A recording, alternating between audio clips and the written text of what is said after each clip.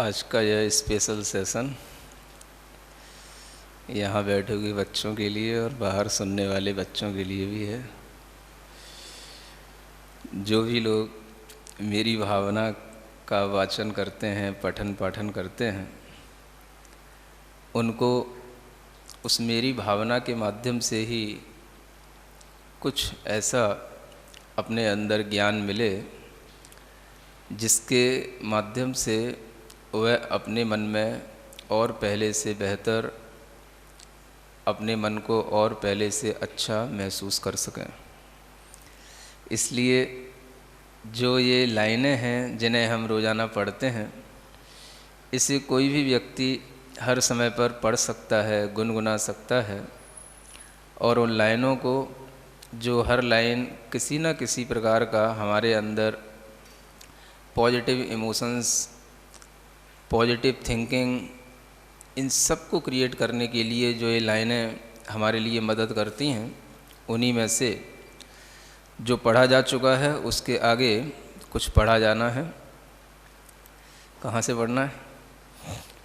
अहंकार का भाव न रखूं, नहीं किसी पर क्रोध करूं, देख दूसरों की बढ़ती को कभी न ईर्ष्या भाव धरूं, रहे भावना ऐसी मेरी, सरल सत्य व्यवहार करूं, बने जहाँ तक इस जीवन में औरों का उपकार करूं। यह मेरी भावना की ये जो अच्छी लाइनें हैं, इसका भाव भी हमें समझना है। अहंकार का भाव न रखूं, नहीं किसी पर क्रोध करूं। समस्या तो यह है कि जो हम करते हैं उसी के लिए मना किया जाता है, और जिसके बिना हमारा काम चलता नहीं, उसी को बार बार न करने के लिए कहा जाता है। तो ये जो हमारी भीतरी समस्या है, ये समस्या का समाधान भी तभी होता है जब हमें ये पता पड़ने लग जाए कि ये समस्या हमने अपने अंदर जो पैदा की है, वह समस्या हमारी अपनी नहीं है। यह समस्या हमारी किन्हीं और दूसरी चीज़ों से पैदा हो रही है, जो हमारे अंदर ही हो रही है। हमारी अपनी नहीं है, ऐसा कहने का मतलब यह है कि ये हमारा रियल नेचर नहीं है। हम इसके बिना भी बहुत अच्छे ढंग से जी सकते हैं, लेकिन ऐसा किए बिना चलता इसलिए नहीं है क्योंकि हमारे अंदर ऐसी प्रैक्टिस नहीं होती कि हम ऐसा किए बिना भी अपने को चला सकें। और दूसरी बात ये भी होती है कि हमें इस तरह की नॉलेज भी नहीं होती कि ये चीज़ वास्तव में गलत भी है। अगर हमारी आदत में है किसी भी तरह का अहंकार पालने की, तो वो हम पाले ही रखते हैं, वो हमारा नेचर भी बन जाता है। अगर हमें किसी पर गुस्सा करने में अच्छा लगता है तो हम गुस्सा करते ही रहते हैं, वो भी धीरे धीरे हमारी हैबिट बन जाती है। तो ये चीज़ें जब तक हमें कोई बताता नहीं है कि ये गलत हैं, ये आपका रियल नेचर नहीं है, आप अपने नेचुरल फीलिंग्स जो आपकी हैं उनसे आप दूर हो जाते हो जब आप इस अहम के भाव में, क्रोध के भाव में अपने आप को जोड़ देते हो। तो वह चीज़ हमें समझ में तब आती है जब हम इस तरह की पंक्तियों को समझें और इसका जो है गुनगुना करके अपने मन के ऊपर उसका प्रभाव डालें। अहंकार का भाव न रखूं। अब अहंकार का भाव कैसा होता है? अहंकार का मतलब होता है अपने मन के अंदर तरह तरह के अहंकार पैदा होते हैं। मद जिसको बोलते हैं, क्या बोलते हैं इसको? मद, है ना। अब इस मद के कारण से हम अपने को तो सब कुछ समझते हैं और दूसरे को कुछ नहीं समझते हैं। समझ आ रहा? तो इस तरह की फीलिंग के साथ में जीना एक कठिन हो जाता है। क्या बोलते हैं अहंकार को आप लोग? ईगो। हाँ, आपने हमारा ईगो हर्ट कर दिया। भाई ईगो था ही क्यों जो हर्ट कर दिया? बोलते हैं ना, आपने हमारा ईगो हर्ट कर दिया। तो आपका ईगो किस रूप में था?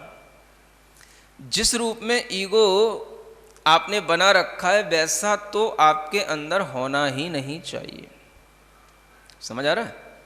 अब देखो, अपने जैनिज्म के अंदर इस तरह का एक डिवाइडेशन है और हर चीज़ की अच्छी डेफिनेशन भी है कि अगर आपको समझना है कि ये जो ईगो है ये कितने टाइप का होता है, तो आचार्यों ने बताया कि ये ईगो 8 प्रकार का होता है।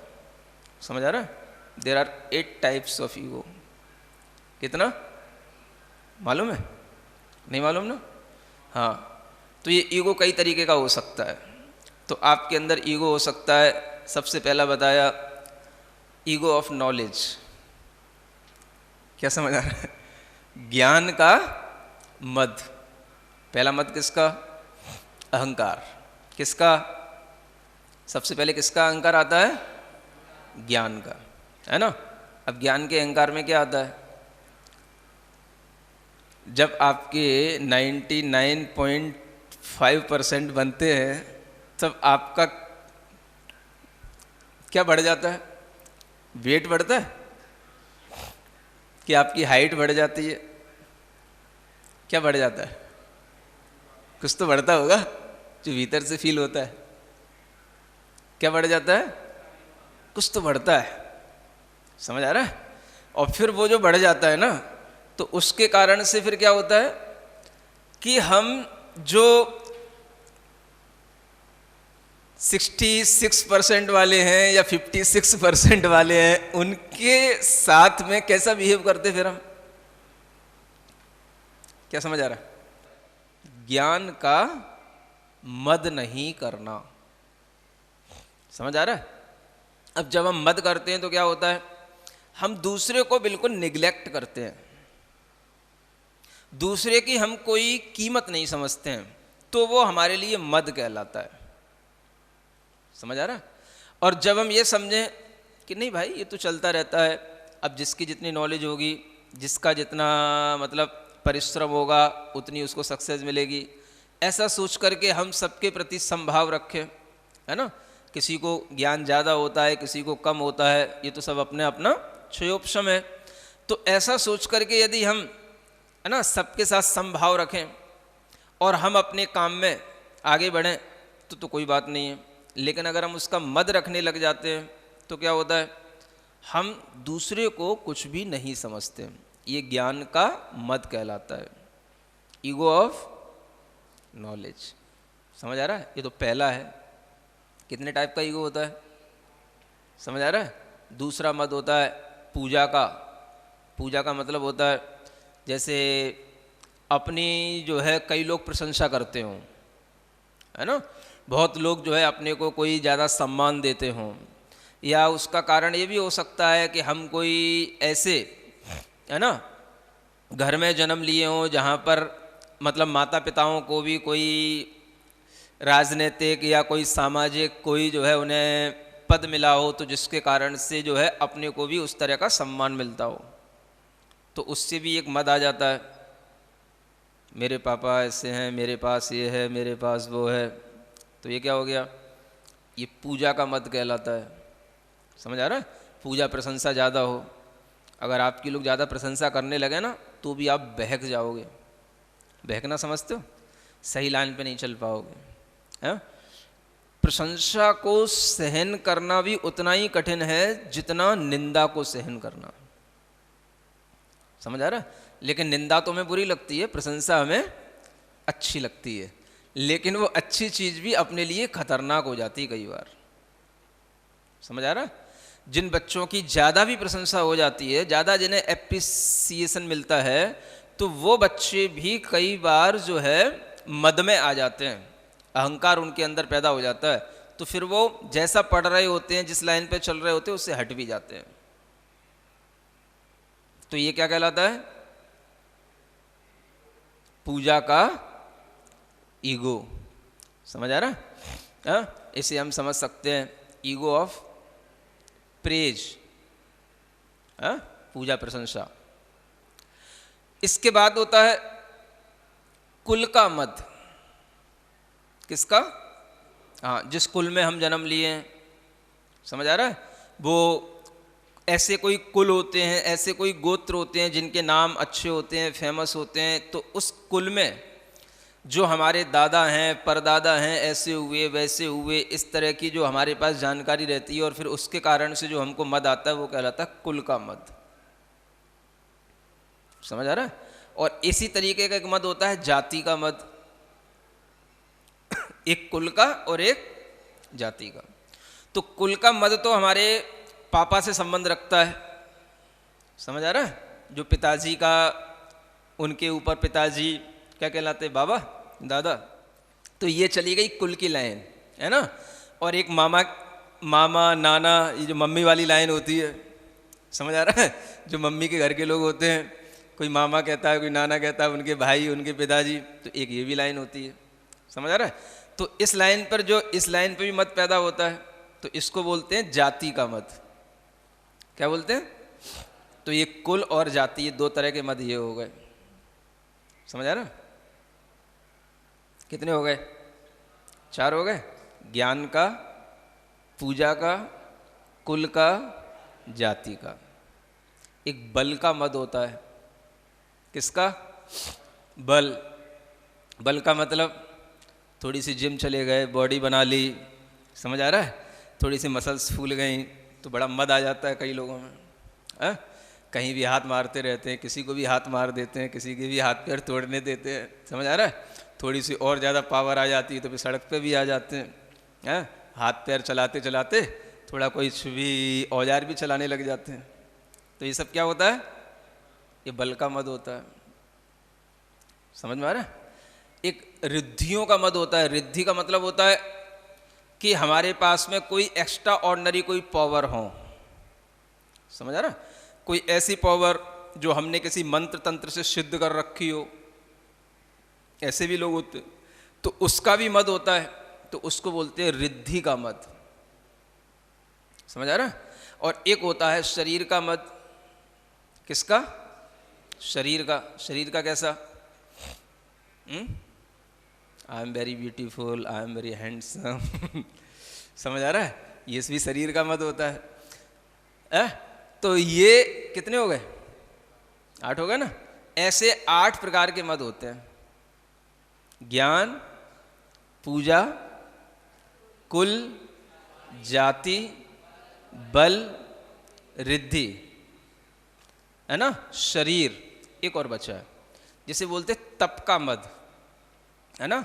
अब ये मद सबके लिए हैं, किसी को भी आ सकते हैं, जिसको जैसी लेवल होता है, जिसका उस तरीके की मद है उसके बाद। अब किसी किसी को तप का भी मद होता है। जो तपस्वी होंगे उनको तप का मद होएगा। कैसा? ऐसा भी मद हो सकता है, मैं इतना तप कर लेता हूँ, मैं इतने बड़े बड़े उपवास कर लेता हूँ, मैं इतनी बड़ी बड़ी साधना कर लेता हूँ, तो उसका भी मद आ सकता है। तो उसको क्या कहेंगे? तप का मद। समझ आ रहा है? तो ये मद आ सकते हैं, आते हैं, लेकिन अगर हम इनके प्रति थोड़ा सा सावधान रहें तो हम इन्हें कंट्रोल कर सकते हैं। सुन रहे हो?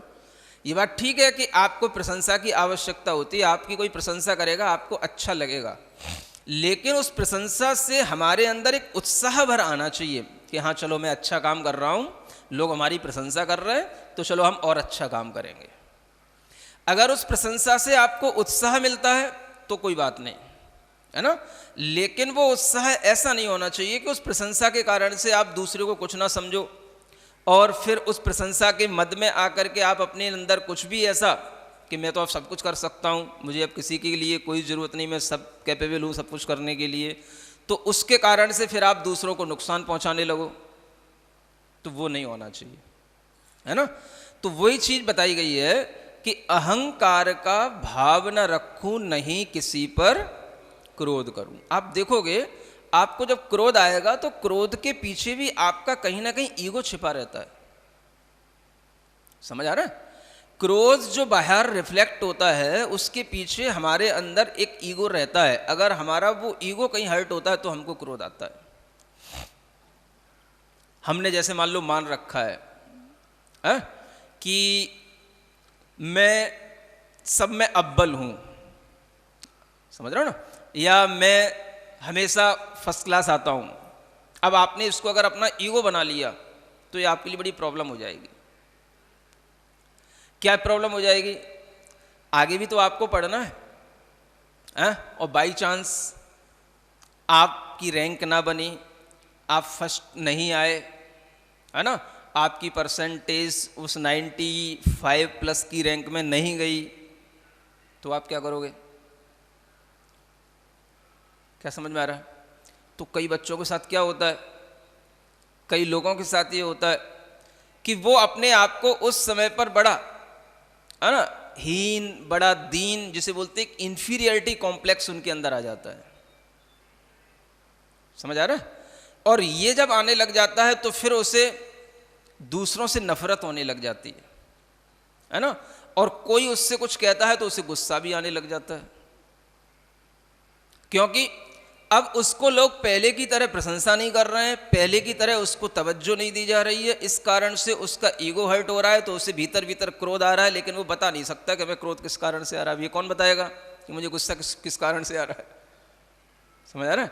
अब वो जब कभी भी किसी भी ऐसे व्यक्ति को देखेगा जिसकी परसेंटेज उस लेवल की है जिस पर हमारी कभी थी और अब नहीं है, तो उसको उसे भी देख करके गुस्सा आएगा, द्वेष होएगा उससे भी।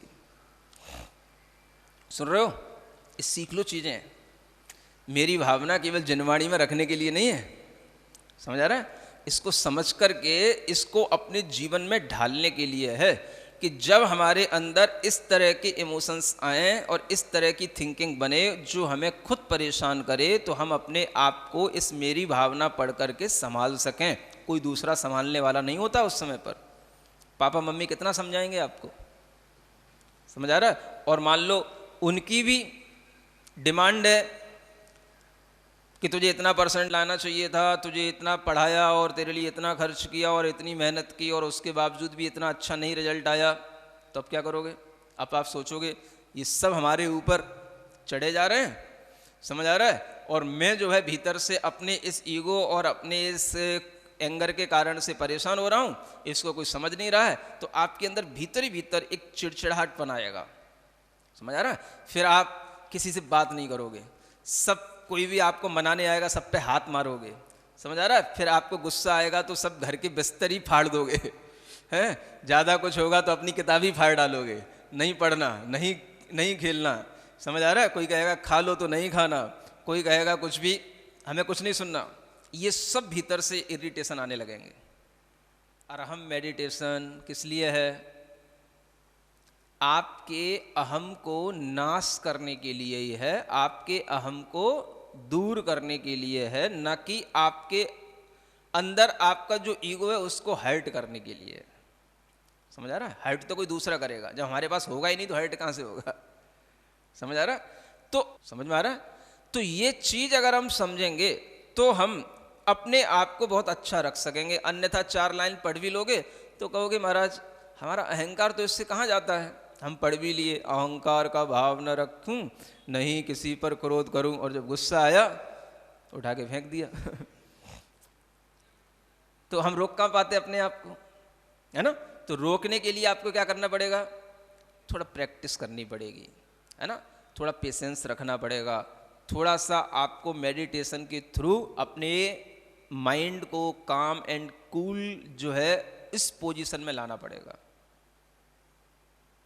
इसलिए अरहम ध्यान को सिखाया जाता है कि आप अपने ईगो से कभी परेशान ना हो, है ना?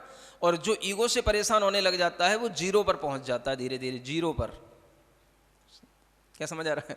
हाँ, 96 से तो शुरू हुई थी बात, हाँ, और फिर जो है बाद में अपने ही ईगो के कारण से ऐसा परेशान हुआ कि वो जीरो पे आ गया, या उसने अपनी लाइफ ही खराब कर ली। समझ आ रहा है? तो इस चीज को हम ऐसे भावना में भाएं कि हम अगर कभी भी क्रोधित होते हैं तो उसके पीछे हमारा अहम भाव रहता है, और वह अहम भाव मेरा अपना रियल नेचर नहीं है, और मैं इस अहम भाव को छोड़ूंगा, ना कि इस अहम भाव को पकड़े रखूंगा। क्योंकि जो चीज़ अपनी नहीं है उसे पकड़ के नहीं रखना है, उसे तो हमें रिमूव करना है, अपने से हटाना है। तो जब हम इस तरह का भाव लाएंगे तो आपके ऊपर जो प्रेशर आ रहा है, किसका प्रेशर? आपके ही मन के माध्यम से, आपके ही भावों के माध्यम से जो आपके ऊपर प्रेशर आ रहा है, जिसके कारण से आप डिप्रेस होते चले जाते हो और डिप्रेशन की स्थिति में पहुंच जाते हो, उस प्रेशर से अपने आप को बचा पाओगे। कैसे? जब हम इस बात को गहराई से समझेंगे। अहंकार का भाव न रखूं, नहीं किसी पर क्रोध करूं, देख दूसरों की बढ़ती को कभी ना ईर्ष्या भाव। ईर्ष्या कहां से पैदा होगी? सब ईगो से पैदा होता है। समझ आ रहा है? ईर्ष्या ईगो से ही पैदा होगी।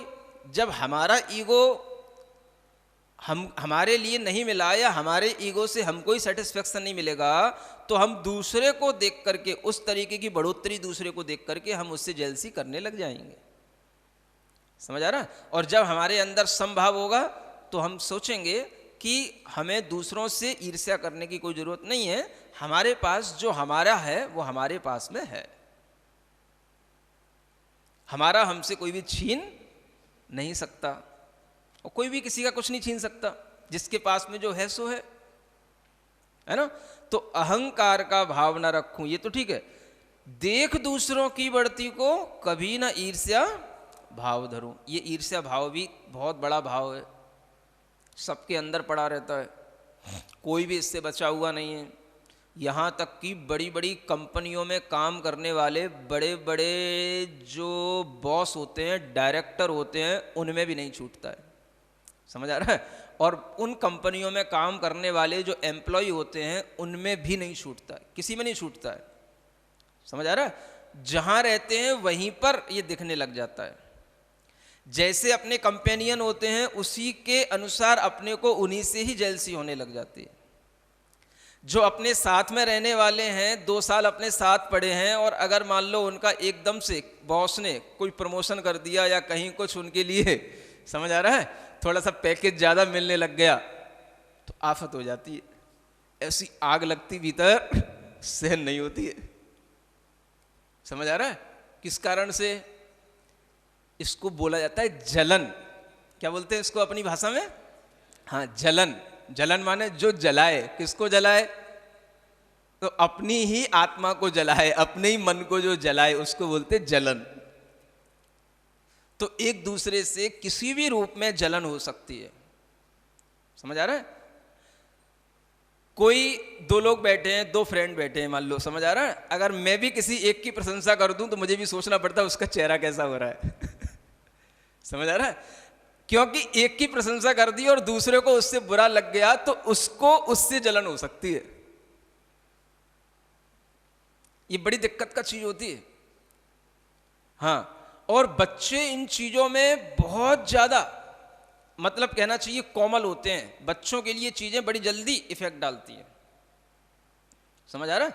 आप देखना बच्चों से अगर उनकी प्रशंसा करोगे तब तो वो ठीक है, आपसे थोड़ा सा निकट में रहेंगे, और जैसे ही आपने उनकी कोई भी थोड़ी सी बुराई की बात की, या कोई भी 2 बच्चे हैं और एक की प्रशंसा कर दी, तो वो कहेगा हमें नहीं जाना उनके, वो तो बेकार। उसके अंदर अपने आप एक घृणा का भाव भी आ जाएगा, और धीरे धीरे जो अपना ही दोस्त है उसके प्रति ईर्ष्या भी पैदा हो जाएगी, क्योंकि तेरे कारण से मुझे इंसल्ट होती है। समझ में आ रहा है? तो ये सबका रूट कॉज क्या है? ईगो। समझ आ रहा है? और उस ईगो को दूर करने के लिए आपको क्या करना चाहिए? अरहम ध्यान इसीलिए है। अहम को मिटाने के लिए अरहम की ही आवश्यकता है। समझ आ रहा? अहम में और अरहम में सिर्फ इतना ही अंतर है कि अहम में अगर हमें उस अहम को जलाना है तो उसमें अरहम एक रा और जोड़ना है, और रा जो अक्षर होता है ये अग्नि होता है, अग्नि तत्व होता है जो हमारे अहम को जलाएगा। इसलिए इसका नाम क्या है? अरहम। अब आप करोगे तो आपको फीलिंग होगी इस तरीके की, है ना। एक तो आप ध्यान की पोजीशन में बैठ जाओ और फिर ये भाव पढ़ो। और हम ध्यान भी कर लो, और ध्यान करने के बाद में प्रार्थना तो करते ही हैं, तो प्रार्थना के रूप में ये प्रार्थना कर लो, अहंकार का भाव न रखूं, धीमे धीमे आराम से, नहीं किसी पर क्रोध करूं। फिर अपने मन में सोचो, आज मैं किसी पर भी गुस्सा नहीं करूंगा, केवल आज। क्या सोचना? अब रोजाना की कोई लाइफ टाइम के लिए तो नियम नहीं ले सकते, लेकिन आज अपने मन में सोच लो, है ना। कोई ऐसा नहीं कि नियम ही ले रहे हैं कि कुछ कम, कोई जो है कोई व्रत ले रहा है, ऐसा नहीं। एक मन में सोच लो, आज मैं किसी पर गुस्सा नहीं करूंगा, ठीक है। अब नेक्स्ट टाइम जब आप फिर अरहम योग करोगे, फिर अरहम ध्यान करोगे, फिर आपको याद आएगा, और फिर आप जब ये पंक्ति पढ़ोगे, नहीं किसी पर क्रोध करूं, यार कल गुस्सा तो किया था उसके ऊपर समझ आ रहा है। तो चलो आज फिर कोशिश करते हैं, कल तो हो गया था, अब आज नहीं करूंगा। तो ऐसे करते करते जब आप प्रैक्टिस करोगे तो आप देखोगे कि ये गुस्सा आपका अपने आप कंट्रोल हो जाएगा। बच्चों में सबसे बड़ी कमी यही हो रही है आज, सबसे ज्यादा गुस्सा बच्चों में हो रहा है, सबसे ज्यादा ईगो बच्चों में हो रहा है, सबसे ज्यादा जेलसी का भाव बच्चों में आ रहा है। समझ आ रहा है? बच्चों से मतलब जो भी स्टूडेंट लाइफ में है, चाहे वो जॉब कर रहे हो या ना कर रहे हो, सबके अंदर ये रहता है। और इसके कारण से आपको शांति नहीं मिलेगी। तो कब मिलेगी? जब आप इस तरीके से अपने अंदर डीप सेंस के साथ में इस तरह की फीलिंग लाओगे। तो ये चीजें जब हमारी समझ में आने लग जाती हैं तो हमें भीतर से अपने आप अपना ही सुख मिलता है।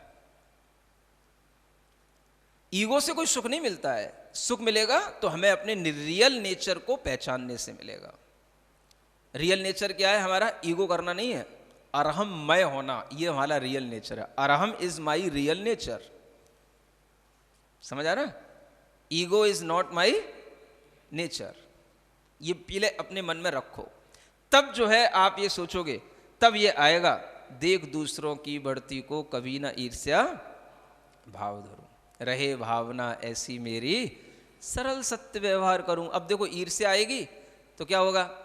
ऐसा कभी कभी लोगों में ईर्ष्या के कारण ही इतना भाव वो बढ़ जाता है कि दूसरों को मार देते हैं। समझ आ रहा है? दूसरों को नुकसान पहुंचाने के लिए तरह तरह की स्कीम बनाते हैं। समझ आ रहा है? दूसरा किसी ना किसी रूप से गिर जाए, है ना, और उसका डाउनफॉल हो जाए, तो ऐसा तरह तरह की एक योजनाएं बनाते हैं लोग। किसके कारण से? उन्हें वो ईर्ष्या सहन नहीं हो रही, इस कारण से। तो सरल व्यवहार नहीं रहा, सत्य व्यवहार नहीं रहा, सब कुछ वहां से बिगड़ने लगा। समझ आ रहा है? तो सरल सत्य व्यवहार कब होगा? जब हम अपने आप को इस तरह के भावों में ढालें ही नहीं, है ना, न ईगो रखें, न क्रोध करें, न ईर्ष्या करें, तो हमारा व्यवहार सरल है, सत्य है। ठीक है भाई, जो जैसा है वैसा है। अब मान लो एक बच्चा बहुत ही पतला सा दिख रहा है और एक बच्चा बहुत ही मोटा सा है। समझ आ रहा है? अब वो आपस में कोई उसको बार बार टोके, क्यों भाई तू कुछ खाता पीता नहीं है क्या? है तेरे को दूध नहीं मिलता पीने को? प्रोटीन नहीं खाता क्या? है क्यों इतना पतला सा हो रहा है? क्यों घुरता जा रहा है? अब अगर उसको बार बार कोई इस तरीके से कहेगा तो उसे उस जो हेल्दी है उसके ऊपर गुस्सा आने लग जाएगा।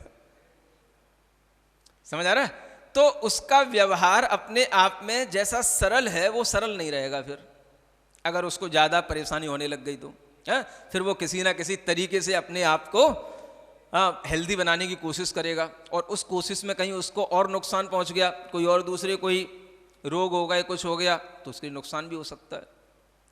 अब मान लो किसी बच्चे की मतलब एक उसके अपने कुछ कुल धर्म, अपने माता पिता के भी कुछ गुण धर्म होते हैं, कुछ अपना खुद का भी अपना जैसा पुण्य पाप होता है उसके अनुसार होता है। सब कोई दुनिया में एक जैसा तो कभी नहीं होता ना, और दुनिया एक जैसी हो जाएगी फिर दुनिया में फिर कुछ मजा ही क्या आएगा। समझ आ रहा है? रंग बिरंगी दुनिया इसीलिए तो कही जाती है। अलग अलग तरह के लोग हैं, अलग अलग तरीके की लोगों के पास में उपलब्धियां हैं, अलग अलग तरीके के लोगों के अपने रहने सहने के अलग अलग ढंग हैं। तो जो जैसा है उसको उसी में खुश रहना चाहिए। समझ आ रहा है?